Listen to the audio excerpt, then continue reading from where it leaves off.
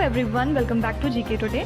मेरा नाम है नुज़हत सना और इस वीडियो में हम कवर करेंगे current affairs. But before that, if you are looking for the English version of this particular video, you can refer to our new channel GK today 2.0।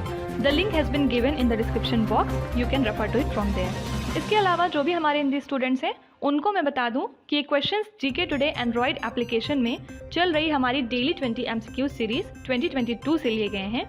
इसलिए अगर आप इन क्वेश्चंस को टेक्स्ट फॉर्म में चाहते हैं इसके एक्सप्लेनेशन और क्विज के साथ, तो आप ज्वाइन कर सकते हैं हमारी इस डेली 20 MCQ सीरीज को, जो कि अवेलेबल है जीके टुडे एंड्रॉयड एप्लीकेशन पे। तो अब आपका ज़्यादा टाइम नहीं लेते हुए चलिए शुरू करते हैं। Good morning everyone, welcome back to GK today. और आज हम डिस्कस करेंगे 28 जनवरी के सबसे मोस्ट इंपॉर्टेंट करंट अफेयर्स। तो चलिए शुरू करते हैं। सबसे पहला क्वेश्चन है, योग्यता mobile phone application was launched by dash. तो ये मोबाइल फोन एप्लीकेशन किसने लॉन्च किया है? आंसर है कॉमन सर्विसेज सेंटर ने। एम क्या है? टू प्रोवाइड वोकेशनल एजुकेशन, साथ ही साथ यूथ के अंदर स्किल इन्हांसमेंट अपॉर्चुनिटीज को बढ़ाना। ठीक है, यूथ के अलावा other citizens of rural areas के लिए भी है। ठीक है, तो इसमें बहुत सारे कोर्सेज आते हैं। फॉर एग्जाम्पल साइबर सिक्योरिटी से रिलेटेड, फिर CAD से रिलेटेड, इसके अलावा 3D प्रिंटिंग भी आती है इसमें। और जो कोर्सेज हैं वो ईयरली सब्सक्रिप्शन बेस्ड हैं। ठीक है, तो सिंपली आपको याद रखना है ये एप्लीकेशन किसका है? कॉमन सर्विसेज सेंटर का।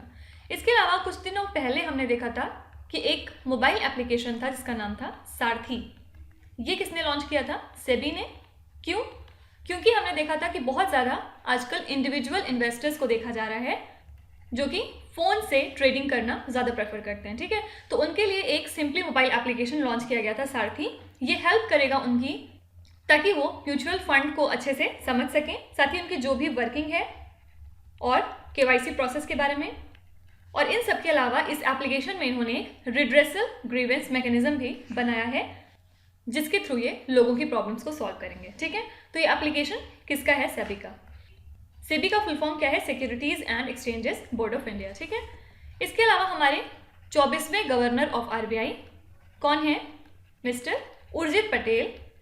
इनको हाल ही में अपॉइंट कर दिया है as vice president of AIIB, मतलब एशियन इंफ्रास्ट्रक्चर इन्वेस्टमेंट बैंक। ठीक है, हेडक्वार्टर कहाँ है इसका? बीजिंग, चाइना में। अब RBI की बात करें तो याद रखिएगा, कुछ दिन पहले RBI ने एयरटेल पेमेंट्स बैंक को इंक्लूड कर लिया है अपने second schedule of RBI act 1934 में। ठीक है, और 3 और बैंक्स का नाम मैं यहाँ लिख रही हूँ, HDFC, SBI और ICICI बैंक। ये तीनों बैंक अभी भी DSIB हैं, मतलब डोमेस्टिक सिस्टमैटिकली इंपॉर्टेंट बैंक की कैटेगरी में। ठीक है, तो अब बात करते हैं कि अगर किसी भी बैंक को second schedule of RBI act 1934 में ऐड होना है तो उसके लिए क्या क्राइटेरिया है? तो 4 पॉइंट्स हैं बेसिकली। फर्स्ट ऑफ ऑल, जो उनका DTL होता है, मतलब डिमांड एंड टाइम लाइबिलिटीज, जो कि ये बताता है कि अमाउंट कितना कलेक्ट किया गया है थ्रू डिपॉजिट्स, तो वो जो है वो 750 करोड़ से कम नहीं होना चाहिए। ठीक है, इससे ज़्यादा हो सकता है लेकिन कम नहीं होना चाहिए। इसके अलावा जो CRAR है, मतलब capital to risk weighted asset ratio, जो कि डिपॉजिटर्स के प्रोटेक्शन के लिए यूज़ किया जाता है, ये एटलीस्ट 12% होना चाहिए या फिर उससे ज़्यादा होना चाहिए। ठीक है, फिर जो ग्रॉस NPA है, मतलब नॉन परफॉर्मिंग एसेट, वो 5% से कम होना चाहिए। इसके अलावा जो बैंक है वो टोटली कंप्लाई करना चाहिए with SLR, that is statutory liquidity ratio, साथ ही साथ कैश रिजर्व रेशियो के साथ। तो ये 4 क्राइटेरिया है। अगर कोई बैंक इन 4 क्राइटेरिया को मीट करता है तो फिर वो इंक्लूड हो जाता है second schedule of RBI act में। ठीक है, तो ये छोटी सी ऐसी साइड इन्फॉर्मेशन थी, not very relevant, but simply आपको बताना था कि किस आधार के तहत RBI किसी बैंक को अपने सेकेंड शेड्यूल में ऐड करता है। ठीक है, नेक्स्ट क्वेश्चन देखते हैं। विच स्टेट और union territory launched India's first district good governance index. तो कौन से स्टेट या यूनियन टेरिटरी है इंडिया की जिसने हाल ही में सबसे पहला डिस्ट्रिक्ट लेवल का गुड गवर्नेंस इंडेक्स लॉन्च किया है? तो काफ़ी बार हमने इसको पढ़ा है। आंसर है जम्मू एंड कश्मीर। और इस रैंकिंग में टॉप किसने किया है? जम्मू डिस्ट्रिक्ट ने।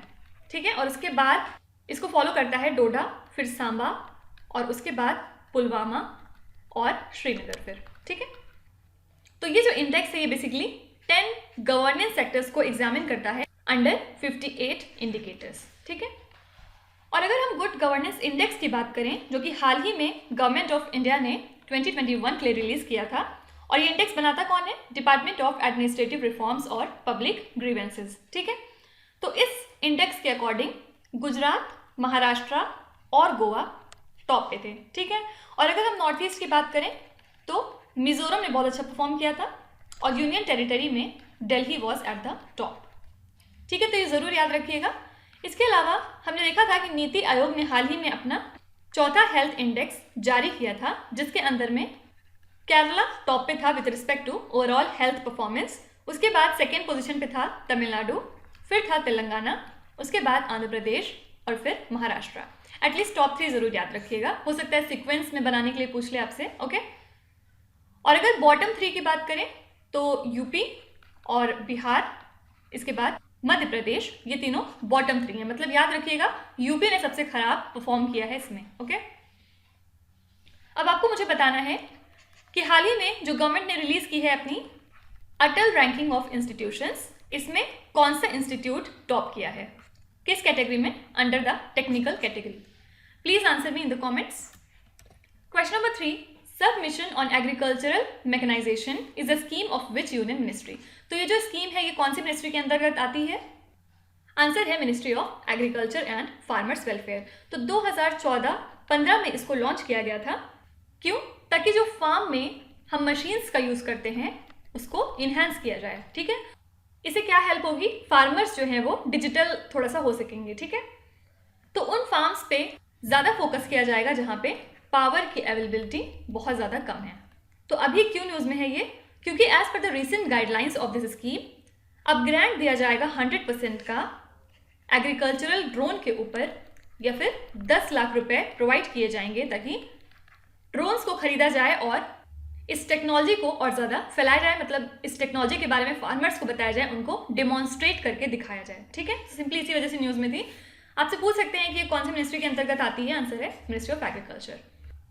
देखिए इसके अलावा स्पाइसेस बोर्ड क्या है? ये रेगुलेटरी और एक्सपोर्ट प्रमोशन एजेंसी है हमारे मसालों का, ठीक है। और कौन से मिनिस्ट्री के अंदर काम करती है ये? Ministry of commerce and industry. Headquarter कहाँ है? कोची, केरला में। तो हाल ही में स्पाइस बोर्ड ने अपना एक वर्चुअल प्लेटफॉर्म तैयार कर लिया है अपने मसालों के एक्सपोर्ट के लिए, जिसका नाम क्या दिया है इन्होंने? Spice exchange India. Actually India 225 different तरह के मसाले एक्सपोर्ट करती है लगभग 180 कंट्रीज में। तो अब आर्टिफिशियल इंटेलिजेंस का यूज़ करके हम बायर्स और सेलर्स को एक साथ कनेक्ट कर सकते हैं, ठीक है। तो बस ये पूछ सकते हैं कि कौन सी मिनिस्ट्री के अंदर ये काम करता है? आंसर है कॉमर्स एंड इंडस्ट्री। देखिए इसके अलावा हमने कुछ दिनों पहले देखा था कि यूनियन कैबिनेट ने हाल ही में अप्रूव किया है कि नेशनल कमीशन फॉर सफाई कर्मचारी को 3 और साल के लिए बढ़ा दिया जाएगा, ठीक है। कब से? फ्रॉम 1 अप्रैल 2022। और ये जो है बॉडी कौन से मिनिस्ट्री के अंदर में काम करती है? आंसर है social justice and empowerment, okay. इसके अलावा गवर्नमेंट 1500 करोड़ रुपए इन्फ्यूज करेगी IREDA में, मतलब Indian renewable energy development agency limited के साथ, ताकि इनकी लैंडिंग कैपेसिटी जो है वो बढ़ के 12,000 करोड़ रुपए हो जाए, ठीक है। और इसकी बात करें तो ये mini Ratna government of India की एंटरप्राइज है।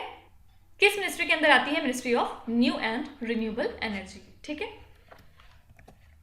Question number 4, which country has declared a 90-day environmental emergency after a massive crude oil spill?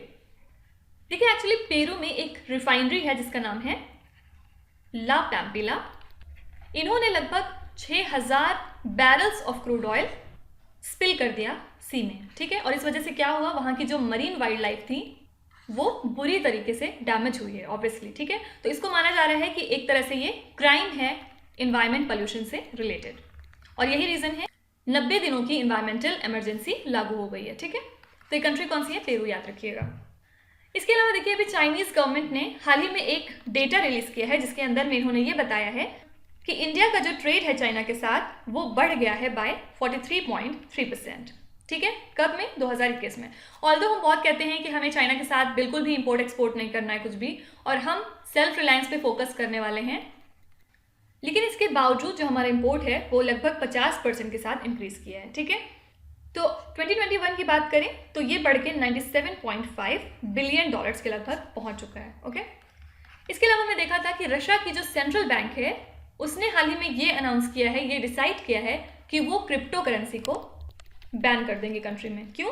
क्योंकि उनके यहाँ पे फाइनेंशियल इंस्टेबिलिटी देखी जा रही थी, साथ ही साथ लोगों के लिए भी ठीक नहीं है for the wellbeing of humans, और एक बबल क्रिएशन होता है क्रिप्टो करेंसी की वजह से। अगर आप थोड़ा बहुत जानते हैं इसके बारे में तो यही सब रीजंस हैं कि इन्होंने डिसाइड किया है कि ये बैन कर देंगे। इसकी माइनिंग भी नहीं हो सकती, खरीद फरोख्त भी आप नहीं कर सकते, कुछ भी नहीं हो सकता, ठीक है। और इन सब के अलावा हमने देखा था कि इंडिया ने डेनमार्क के साथ हाल ही में एक एग्रीमेंट किया है जिसके अंदर में दोनों कंट्रीज मिलकर रिसर्च और डेवलपमेंट को बढ़ावा देंगी किस सेक्टर में, ग्रीन फ्यूल्स, ठीक है। और मोर स्पेसिफिकली अगर बात करें तो ग्रीन हाइड्रोजन की फील्ड में बहुत काम करने वाले हैं। और ये जो साइन हुआ है ये किसका पार्ट है? हमने ऑलरेडी डेनमार्क के साथ एक एग्रीमेंट साइन किया है जिसका नाम है green strategic partnership action plan 2022-2025। तो इसी के अंदर में इस एग्रीमेंट को अंजाम दिया गया है, ठीक है। आपको मुझे बताना है कि डेनमार्क के साथ कौन सी कंट्री मिलके एक ग्रीन आइलैंड बनाने की तैयारी में है। अपने आंसर कमेंट्स में लिखिए। Question number 5, when is the national girl child day celebrated in India? कब मनाते हैं हम national girl child day? On 24 January. और ऑब्वियसली क्यों मनाते हैं? To create awareness and provide opportunities to the girls of India, उनकी तरफ ध्यान देने के लिए, ठीक है। और ये किसका इनिशिएटिव है? Obviously ministry of women and child development का, ओके। देखिए इसके अलावा इंटरनेशनल डे ऑफ एजुकेशन कब मनाते हैं हम? 24 जनवरी को, ठीक है। और थीम क्या थी इस साल की? चेंजिंग कोर्स ट्रांसफॉर्मिंग एजुकेशन, ये थीम थी इसकी, ठीक है। तो यूनाइटेड नेशंस जनरल असेंबली ने 2018 में अनाउंस किया था इस डे को मनाने के लिए और तब से हम लोग इस दिन को मना रहे हैं, ठीक है। और याद रखिएगा एक बहुत इंपॉर्टेंट चीज़ कि international day of education although 24 जनवरी को होता है, लेकिन हमारा जो नेशनल डे ऑफ एजुकेशन है, मतलब इंडिया की बात करें तो हम ये किस दिन मनाते हैं? 11 नवंबर को, ठीक है।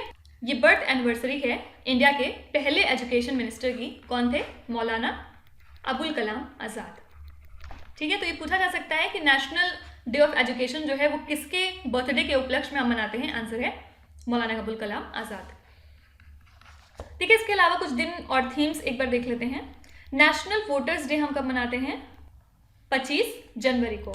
क्यों मनाते हैं? ताकि लोगों के अंदर ये अवेयरनेस फैलाई जा सके कि आपका वोट कितना कीमती है और आपको डेफिनेटली वोट देना चाहिए। और इस साल की थीम क्या है? Making elections inclusive, accessible and participative, okay. और सेम दिन मतलब 25 जनवरी को हम एक और डे मनाते हैं जिसका नाम है नेशनल टूरिज्म डे। और इस साल की थीम क्या है? Rural and community centric tourism, ठीक है। और डेटा प्राइवेसी डे हम मनाते हैं 28 जनवरी को, ठीक है। ऑब्जेक्टिव क्या है? To spread awareness on privacy. अब आपको मुझे बताना है कि एनआरआई डे हम कब मनाते हैं और इस साल की थीम क्या थी। प्लीज अपने आंसर कमेंट्स में लिखिए। Question number 6, which Indian badminton player won the women's singles title at the Syed Modi international tournament? तो इस टूर्नामेंट में हाल ही में किस बैडमिंटन प्लेयर ने वुमेन सिंगल जीत लिया है? आंसर क्या है? पीवी सिंधु। और इन्होंने किसको हराया है? मालविका बेंसोट को, ठीक है। तो अगर हम मेंस सिंगल्स की बात करें तो याद रखिएगा इसमें कोई भी विनर नहीं घोषित हुआ क्योंकि फाइनल्स में जो 2 लोग पहुंचे थे उनमें से एक को कोविड हो गया था, इसलिए इसको नो मैच डिक्लेयर कर दिया गया था। अब एक बहुत इंटरेस्टिंग न्यूज़ आपको बताती हूँ।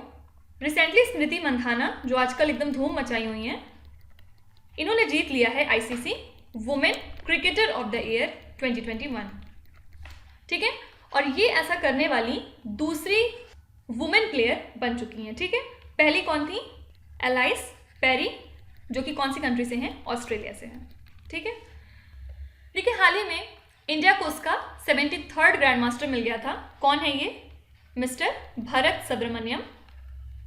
कई बार स्टेट पूछ लेते हैं, स्टेट याद रखिएगा, तमिलनाडु से बिलोंग करते हैं, ठीक है। और अगर रिवाइज करें थोड़ा सा, 72nd grand master of India कौन है? मित्रभा गुहा। कौन से स्टेट से हैं? वेस्ट बंगाल। उसके बाद 71st ग्रैंड मास्टर बने थे संकल्प गुप्ता, महाराष्ट्र से बिलोंग करते हैं। और 70th ग्रैंड मास्टर हैं Raja Ritvik from the state of Telangana. तो ये 4 जरूर याद रखिएगा, पूछा जा सकता है। इसके अलावा हमने देखा था कि 2021 की वर्ल्ड रैपिड चैंपियनशिप कहाँ पे हुई थी हाल ही में? वार्सा पोलैंड में। और इसको जीत लिया है ग्रैंड मास्टर नोदिरबेक अब्दुसतरोव ने। कौन सी कंट्री से हैं ये? उज्बेकिस्तान से, ठीक है। सेकेंड पोजीशन पे कौन था इस चैंपियनशिप में? अलेक्जेंड्रोविच, जो कि रशिया से हैं। और थर्ड पोजीशन पे थे मैग्नस कार्लसन कौन सी कंट्री से हैं? नॉर्वे। ठीक है, और याद रखिएगा साथ ही कि हम मनाते हैं इंटरनेशनल चेस डे 20 जुलाई को। ओके, आपको मुझे बताना है कि कौन सी कंट्री हाल ही में अंडर 19 एशिया कप फाइनल्स की विनर थी। Question number 7, online safety act and e safety commissioner are associated with which country? तो कौन सी कंट्री से एसोसिएटेड हैं ये टर्म्स? एक्चुअली इसको पास कर दिया गया था ऑस्ट्रेलिया में जुलाई 2021 में, लेकिन अभी हाल ही में ये इफेक्ट में आया है। ठीक है, क्या है इसके अंदर में? तो ये ऑस्ट्रेलिया में हो रही बुलिंग के लिए है। बेसिकली वहाँ के जो भी एडल्ट्स हैं उनको ये राइट मिल गया है कि अगर वो कहीं पे भी देखते हैं कि ऑनलाइन बुलिंग हो रही है तो वो कंट्री के ई सेफ्टी कमिश्नर को इत्तला कर सकते हैं। फिर उसके बाद उनके खिलाफ 24 घंटे के अंदर एक्शन लिया जाएगा, और अगर ऐसा नहीं होता है तो फिर जो भी अथॉरिटीज़ इसके लिए रिस्पॉन्सिबल हैं उनके ऊपर फाइन भी लग सकता है। ठीक है, तो ये टर्म बस याद रखिएगा, ऑस्ट्रेलिया से रिलेटेड है। इसके अलावा ऑस्ट्रेलिया की अगर हम बात करते हैं तो यहाँ पे एक सिटी है जिसका नाम है ब्रिस्बेन। ये होस्ट होगी 2032 के ओलंपिक्स की। ठीक है, और इसी के साथ ब्रिस्बेन बन गई है ऑस्ट्रेलिया की तीसरी सिटी ओलंपिक्स को होस्ट करने के मामले में। और दो कौन सी हैं? सिडनी ने होस्ट किया था ओलंपिक्स को 2000 में, और इसके अलावा मेलबर्न ने किया था 1956 में। ओके, देखिए इसके अलावा हमने पढ़ा था ऑकुस के बारे में। ये क्या है? ये एक तरह का अलायंस है ऑस्ट्रेलिया, यूके और यूएस के बीच में। तो कुछ दिनों पहले आई थिंक दिसंबर मंथ में ऑस्ट्रेलिया ने एक एग्रीमेंट साइन किया था विद यूएसए और यूके। क्यों? नेवल न्यूक्लियर प्रोपल्सन इंफॉर्मेशन को एक्सचेंज करने के लिए। ठीक है, तो फाइनली इस 3-वे डील की वजह से ऑस्ट्रेलिया को यूएस की न्यूक्लियर पावर्ड सबमरीन टेक्नोलॉजी के बारे में इंफॉर्मेशन मिलेगी। ओके, तो ये पहला ऐसा एग्रीमेंट था जो कि पब्लिकली साइन किया गया था जब से इन्होंने ये वाला अलायंस क्रिएट किया है। ओके, देखिए इसके अलावा हमने ऑस्ट्रेलिया के बारे में एक चीज़ और देखी थी कि इन्होंने प्लान किया है कि ये सेल्फ मेड, मतलब ऑस्ट्रेलिया में बना हुआ एक रोवर भेजेंगे कहाँ पे? मून पे। किस साल तक? 2026 तक। और इन्होंने इसके लिए नासा के साथ कोलैबोरेशन किया है। तो ये रोवर जाएगा मून के ऊपर और फिर वहाँ पे हाई रेजोल्यूशन डेटा को कलेक्ट करेगा, साथ ही साथ जो भी इंफॉर्मेशन है वहाँ के फिजिकल और केमिकल कंपोजिशन की उसको भी कलेक्ट करेगा। सॉइल एंड रॉक्स के बारे में जो भी उसको पता चलेगा वो सब भी कलेक्ट करेगा। और गोल फाइनल क्या होगा कि उसे पानी खोजना है वहाँ पे। तो बस याद रखिएगा कि ऑस्ट्रेलिया ने ऐसा कुछ प्लान किया है और इसके लिए नासा के साथ कोलैबोरेशन किया है अपना। Question number 8, which state celebrates Subhash Chandra Bose birth anniversary as Desh Nayak दिवस? तो सुभाष चंद्र बोस की अभी हाल ही में 125वीं जयंती हमने मनाई थी। कब? 23 जनवरी को। और सेंटर इनके बर्थडे को मनाती है एज पराक्रम दिवस, और वेस्ट बंगाल इस दिन को मनाता है एज देश नायक दिवस। ठीक है, तो याद रखिएगा ये नेताजी की 125th बर्थ एनिवर्सरी थी। ओके, अब वेस्ट बंगाल एक वजह से और न्यूज़ में था क्योंकि हाल ही में इसने साइन किया है एक एग्रीमेंट वर्ल्ड बैंक के साथ लगभग 1000 करोड़ रुपए का। किस लिए? बहुत सारे अपने डेवलपमेंट प्रोजेक्ट के लिए जो कि सोशल सिक्योरिटी से रिलेटेड हैं। ठीक है, इसके अलावा याद रखिएगा इंडिया लार्जेस्ट एक्सपोर्टर बन गया है घेरकिंस का। घेरकिंस क्या है? ये एक तरह के खीरे की वैरायटी होती है। खीरे से एक्चुअली बहुत छोटे होते हैं, एक तरह के आप कह सकते हैं वेजिटेबल्स ही हैं। और इंडिया ने लगभग 1.2 लाख मेट्रिक टन्स का एक्सपोर्ट किया है इस प्रोडक्ट का, और कमाया है कितना? $114 मिलियन अगर हम बात करते हैं अप्रैल टू अक्टूबर तक की। तो पूछा जा सकता है आपसे कि कौन सी कंट्री लार्जेस्ट एक्सपोर्टर बन गई है घेरकिंस की पूरी दुनिया में? आंसर है इंडिया। आपको मुझे बताना है कि फुटवेयर के मामले में और लेदर प्रोडक्ट्स के मामले में इंडिया कौन सी रैंक पे आता है। Question number 9, which institution release the G20 people's climate vote 2021 report? तो ये किसकी रिपोर्ट है? आंसर है यूनाइटेड नेशंस डेवलपमेंट प्रोग्राम। और इस रिपोर्ट में इन्होंने ये बताया है कि लगभग 67% ऑफ द यूथ ऐसे हैं, मतलब 67% टोटल यूथ का ऐसे हैं जो कि मानते हैं कि जो क्लाइमेट क्राइसिस चल रहा है ये एक तरह की ग्लोबल इमरजेंसी का विषय है। ठीक है, और इन्होंने साथ ही ये बताया कि इंडिया में 58% ही ऐसे एडल्ट्स हैं जो कि ये मानते हैं कि जो क्लाइमेट चेंज हो रहा है ये ग्लोबल इमरजेंसी हो सकती है। तो इंडिया में प्रपोर्शन इतना कम क्यों है? क्योंकि यूथ हमारी बिजी है नेटफ्लिक्स में, फिर उन्हें बहुत सारे ड्रामा भी देखने होते हैं और भी बहुत सारे काम होते हैं, उनके पास इतना टाइम नहीं है कि वो क्लाइमेट के बारे में बैठ के सोचें विचारें। ठीक है, ओवरऑल ये कहने का मतलब है कि हमें अब जाग जाना चाहिए और इन चीज़ों को बहुत ज़्यादा सीरियसली लेना चाहिए क्योंकि ऑब्वियसली हम ही इसका फ्यूचर है। ठीक है, apart from all this things Himachal Pradesh की बात करें तो यहाँ के चीफ मिनिस्टर कौन है? मिस्टर जयराम ठाकुर। इन्होंने हाल ही में एक एप्लीकेशन लॉन्च किया है जिसका नाम है अपना कंगरा। क्या करेगा ये? तो ये बेसिकली टूरिस्ट की हेल्प के लिए है और वहाँ पे जो भी हैंडीक्राफ्ट प्रोडक्ट्स हैं उनकी सेल्स को इम्प्रूव करने के लिए, ठीक है। तो एक तरह से रूरल वुमेन जो हैं वो ही ये काम करती हैं, हैंडीक्राफ्ट्स वगैरह बनाती हैं, तो उनकी हेल्प करने के लिए इस एप्लीकेशन को लॉन्च किया गया है। इसके अलावा याद रखिएगा, इंडिया का पहला पैरा बैडमिंटन एकेडमी कहाँ पे बन गया है? लखनऊ में। किसने लॉन्च किया ये? तो हमारे द्रोणाचार्य अवार्डी हैं मिस्टर गौरव खन्ना। और एम क्या है? 2024 का पैरालंपिक्स, इसमें हमें मैक्सिमम मेडल्स लेके आने हैं, ठीक है। अब आपको मुझे बताना है कि जो 2020 में टोक्यो पैरालंपिक्स हुआ था उसमें इंडिया ने कितने मेडल जीते थे टोटल। लास्ट क्वेश्चन देखते हैं। Which former prime minister was conferred with Netaji award 2022 by the Netaji research bureau. तो इस ब्यूरो ने कौन सी कंट्री के फॉर्मर प्राइम मिनिस्टर को नेताजी अवार्ड 2022 दिया है? आंसर क्या है? जापान के former prime minister Shinzo Abe को। और इनके बिहाफ में किसने इस प्राइज को रिसीव किया? आंसर है consul general of Japan Nakamura Yutaka, ठीक है। और अगर शिंजो आबे की बात करें तो हाल ही में हमने देखा था कि पद्मा अवार्ड दिए गए थे टोटल 119 रेसिपिएंट्स को, जिसमें से 7 पद्म विभूषण थे, 10 पद्म भूषण थे और 102 पद्मश्री थे, ठीक है। तो याद रखिएगा कि शिंजो आबे को पद्म विभूषण भी मिला था किस कैटेगरी में? Under the public affairs category, ठीक है। तो आपसे पूछ सकते हैं कि कौन से 2 अवार्ड हैं जो इस साल दिए गए हैं शिंजो आबे को? आंसर हो जाएगा एक तो ये नेताजी अवार्ड और साथ ही साथ ये पद्म विभूषण भी दिया गया था इनको। देखिए, इसके अलावा हमने कुछ दिन पहले देखा था कि पोचमपल्ली जो कि एक विलेज है कौन से स्टेट में? तेलंगाना में। इसको मिल गया है बेस्ट वर्ल्ड टूरिज्म विलेज का टैग, ठीक है। और दिया किसने है? हमने आपने नहीं दिया है, United Nations World Tourism Organization ने दिया है, ओके। साथ ही एक्ट्रेस हेमा मालिनी है recipient Indian film personality of the year award की। कहाँ दिया गया था इनको? International film festival of India 2021 में। आपको बताना है कि ये वाला इवेंट कौन से स्टेट में हुआ था। देखिए, इसके अलावा याद रखिएगा कि प्रोफेसर विनोद शर्मा जो कि फाउंडर कोऑर्डिनेटर हैं national centre of disaster management के, इनको सेलेक्ट किया गया है इस साल के सुभाष चंद्र बोस आपदा प्रबंधन पुरस्कार के लिए, ठीक है। किस कैटेगरी में? अंडर इंडिविजुअल कैटेगरी में। साथ ही साथ Gujarat institute of disaster management को सेलेक्ट किया गया है अंडर इंस्टीट्यूशनल कैटेगरी में। तो ये दोनों अवार्ड्स भी साथ ही साथ याद रखिएगा। और प्राइम मिनिस्टर नरेंद्र मोदी ने इन लोगों को अवार्ड दिया कब? अभी मैंने आपको पीछे बताया था कि 125th बर्थ एनिवर्सरी के इवेंट पे नेताजी सुभाष चंद्र बोस के, ओके। तो अब आ जाते हैं आपके क्विज पे। ये है 5 क्वेश्चंस जो कि आपको पढ़ने हैं ध्यान से, और यहाँ पे वीडियो को पॉज करना है, बहुत ध्यान से पढ़ना है और फिर आंसर करना है कमेंट्स में, ठीक है। अगर आपके 5/5 आते हैं, 4/5 आते हैं, इट्स वेल एंड गुड, बहुत अच्छे जा रहे हैं आप। अगर नहीं आते हैं, 0 आते हैं, 1 आते हैं, कोई भी बात नहीं, विथ टाइम डेफिनेटली मुझे पूरा यकीन है कि आपका स्कोर इंप्रूव करेगा। और इसका रिजल्ट आप अपनी मॉक टेस्ट में देखेंगे, साथ ही साथ जब आपके एग्जाम होंगे आप वहाँ पे देखेंगे। तो टेंशन लेने की कोई ज़रूरत नहीं है, बस कंसिस्टेंट रहिए पढ़ाई के साथ, ओके। तो that's it for today. I hope you have like the session. Comments में ज़रूर बताइएगा कि आपको आज का सेशन कैसा लगा। साथ ही आपका कोई भी रिव्यू है, फीडबैक है, सजेशन है, तो वो आप हमें कमेंट्स में बता सकते हैं। हमें डेफिनेटली जानकर बहुत खुशी होगी और हम पूरी कोशिश करेंगे उसको इम्प्लीमेंट करने की भी। तो कल फिर मिलेंगे हम लोग कल के करंट अफेयर्स के साथ। Till then stay tuned. Thank you so much for watching and please do not forget to subscribe to GK Today. With this, me Nuzhat Sana signing off.